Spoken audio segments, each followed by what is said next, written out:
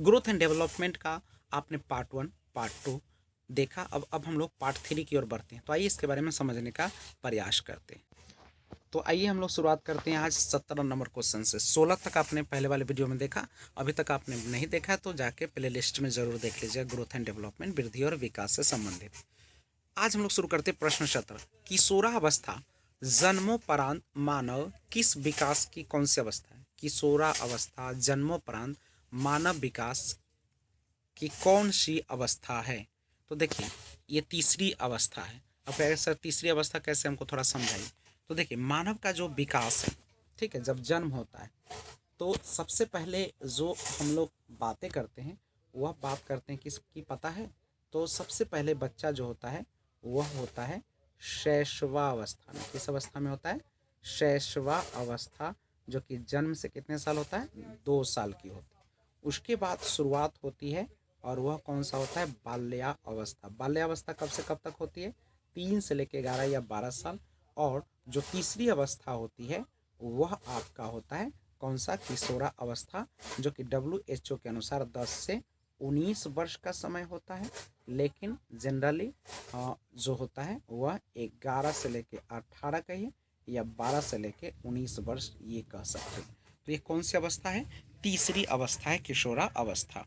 Question number अगर हम लोग 17 के बाद 19 से 18 19 नंबर देखा जाए, मानव विकास की किस अवस्था में शिशु के अंदर स्व प्रेम की भावना, जिसे नार्सिज्म कहते हैं, अत्यंत प्रबल होती है? देखिएगा स्व प्रेम, बच्चा खुद से ज़्यादा प्रेम करता है, जो उसे अच्छा लगता है वही उस सबको अच्छा लगता है, ऐसा उससे महसूस होता है। और ये होती अवस्था शैशवावस्था, जन्म से 2 वर्ष की अवस्था।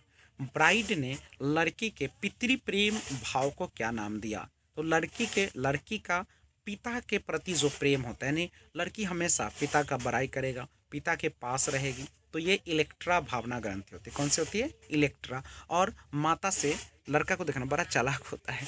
लड़का जो है उसको जब काम लेना होगा माँ से जाके चिपक जाएगा, कहेगा माँ माँ मैं तुम्हारा सब काम करूँगा, मैं तुम्हारे साथ रहूँगा, मैं देखो कितना बदमाश है तुम्हारी बेटी, मैं कितना आपके लिए काम करता हूँ।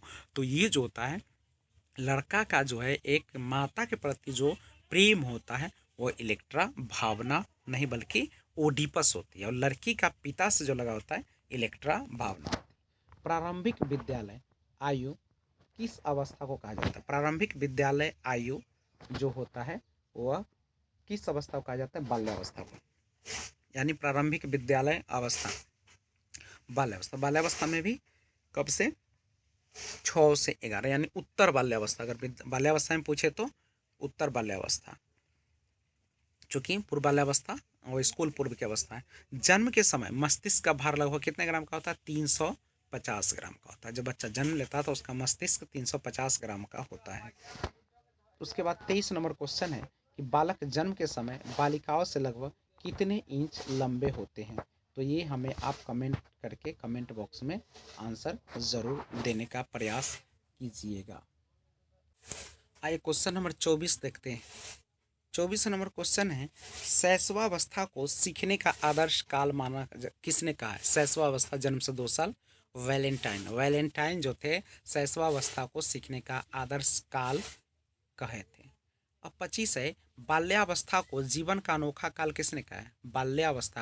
बाल्यावस्था 2 भागों में बटा हुआ है, आपको पता होगा, पूर्व बाल्यावस्था उत्तर बाल्यावस्था। पूर्व बाल्यावस्था जन्म आपका 2 से या 3 से 6 वर्ष और उत्तर बाल्यावस्था 7 से 11 या 12 वर्ष। ये कुल और ब्रुश जो थे जीवन का अनोखा काल इन्होंने कहा था।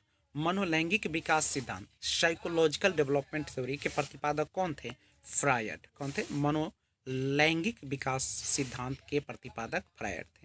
सीखने की गति अत्यंत तीव्र किस अवस्था में होती है? देखिए शैशवावस्था में सीखने की गति सबसे तीव्र होती है। क्वेश्चन नंबर 28 देखिएगा, मानवीय मूल्यों जो प्रकृति में सार्वत्रिक हैं के विकास का अर्थ है। मानवीय मूल्य जो प्रकृति में सार्वत्रिक मतलब समझते हैं जो सब में पाया जाता है, अभिव्यक्ति। किस अवस्था में मानसिक बिंबों का महत्व नहीं होता है? क्रियात्मक।